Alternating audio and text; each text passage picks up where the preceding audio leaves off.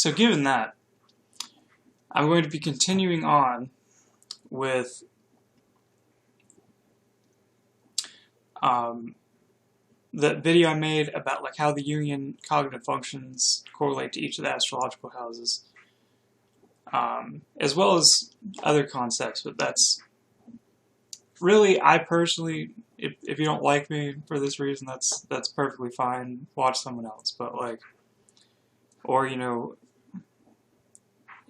I don't know, get over it, because I like to have like a starting point, and then I like to, as an INTP anyway, I support people by giving them like a lot of things to think about, like more ideas and more perspectives, and being able to like broaden that. So, I'm going to start with a topic, general topic.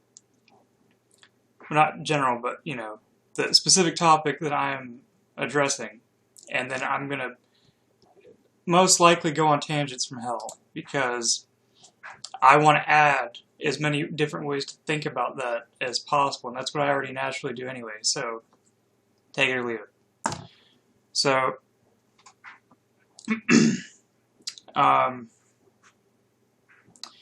so from that video, I was talking about how each of the functions correlated to a certain house. And what I've discovered actually is that there are entire types that correlate to each of the houses. With that function that I was thinking is actually the base, like it's like the first function. So, say if you take like the natal chart of like an INTP, which I'm an INTP, it's like the first house is TI, the 11th house is NE, and third house is SI, fourth house is FE, 10th house is TE, 8th house is NI,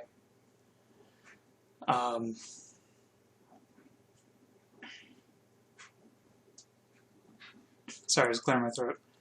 The 12th house is SE, and the 7th house is FI. Well, what I found is that,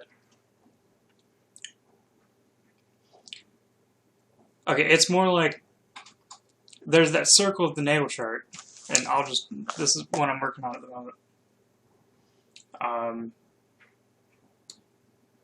Oh, cool, it automatically flips it. You can actually read it, it's not backwards. So like, let's see. So, this is ESFP Virgo, and you'll notice that across from the circle, there's it's like the type with the two middle letters flipped. So it's like you're, in this sense, the opposite part of the circle, or opposite side, is, like see if I could actually point correctly here. Alright, yeah, there we go. Alright, so that's ESFP there, if you can see it. It's a little fuzzy. Oh, alright. So on the other side here, we got ENTP. So the N and the S are flipped, and the T and the F are flipped. And you'll notice it's like that for every type around the whole circle. And I think it's funny because, the types that normally you would think, and what's even talked about in Myers-Briggs, or people amongst the community with it, and it is true, is the types with the two middle functions flipped. It's like their communication style. It's really hard for someone to get across their point of view to the type that has the two middle letters flipped, basically. And I think that's kind of like the challenge, is finding how to get all the way across the other side, like how to relate, how to make that relationship with someone that totally looks at the world in the opposite way. Like they have all the functions in the, all the opposite order, and, it's about to